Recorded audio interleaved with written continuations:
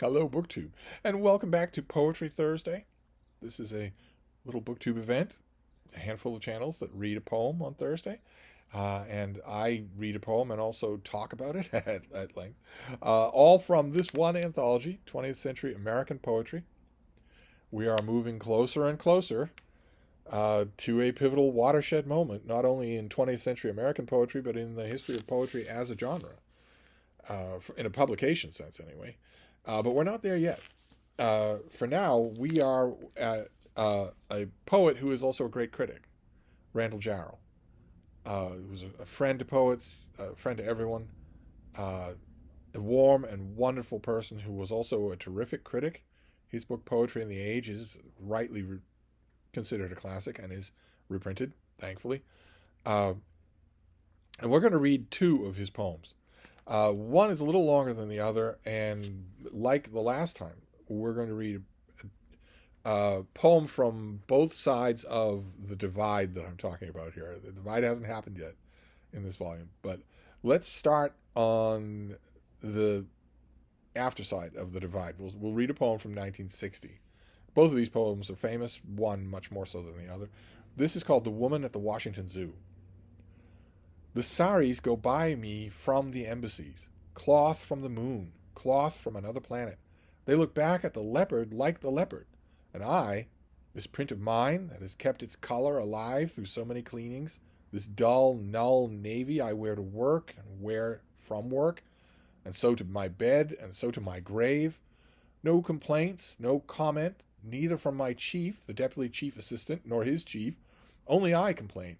This serviceable body that no sunlight dyes, no hand suffuses, but dome-shadowed, withering among the columns, wavy beneath fountains, small, far off, shining in the eyes of animals, these beings trapped as I am trapped, but not themselves the trap, aging, but without knowledge of their age, kept safe here, knowing not of death, for death, oh, bars of my own body, open, open.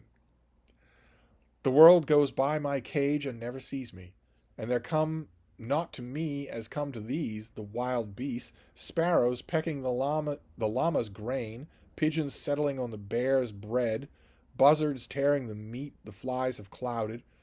Vulture, when you come for the white rat that the foxes left, take off the red helmet of your head, the black wings that you have shadowed me, and step to me as a man, the wild brother at whose feet the white wolves fawn, to whose hand of power the great lioness stalks, purring.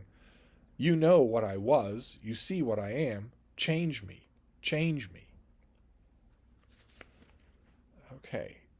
Powerful, effective, visceral, but also incomprehensible.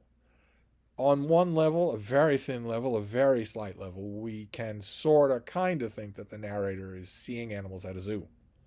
Even if we didn't have the title of the book, of the poem, we would see that. But as to the rest of it, well, these animals are behind bars, and the narrator refers to the bars of her flesh,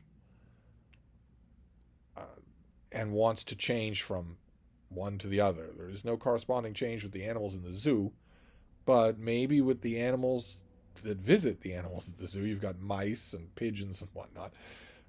It's powerful, it's visceral, but it's more open to even understanding, much less interpretation, than you'd kind of want a poem to be. Maybe. Maybe you like it a lot more than I do. I like it a lot. With that, we will read also from Randall Jarrell a much earlier poem from 1945. That's much shorter, far more famous, anthologized all over the place. This is The Death of the Ball Turret Gunner. And the title refers to a protuberance on a fighter jet that has the actual guns and is therefore the prime target of other fighters, of other fighter planes.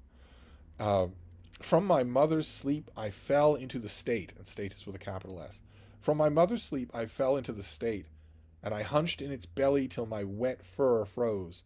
6 miles from earth, loosed from its dream of life, I woke to black flak and the nightmare fighters.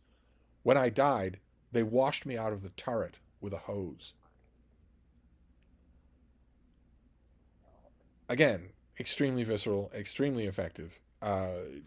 You can easily, and it's so short that you can easily interpret what that all means. And the one imaginative leap there is that the ball turret gunner knows this.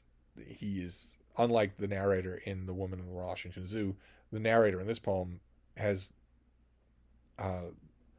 exists past his own death and can comment on it in the text of the poem.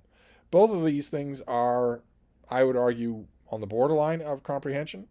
I think if you didn't have the title of the ball turret gunner poem, if you didn't have the title of that, I think you'd be a lot harder pressed to know what it's about and to figure it out. And The Woman of the Washington Zoo, I don't think you're on your own. I don't think you'll be able to figure it out. And I guess the point I'm trying to make here is that something does need to be figured out,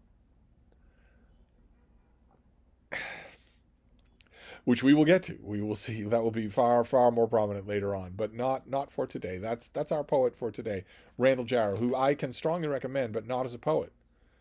If you want to find his collected poetry, a volume of collected poetry, go right ahead. There'll be plenty in it that you will really like. Those two things I really like. If you find a collection of his letters, go ahead. You will really, really like them. If you can find, there are a number of collections of his prose critical work, pieces that he did for money, for a deadline. They're brilliant. All of them are brilliant. There are many volumes of his collected criticism of the poetry of his day, people publishing poems in his own time. He was the foremost poetry critic of his time. And some of that was collected into a volume called Poetry in the Age, which is well worth your time. But anyway, we'll wrap this up for now. We will reconvene next Thursday. So I'll see you then. Thank you, BookTube.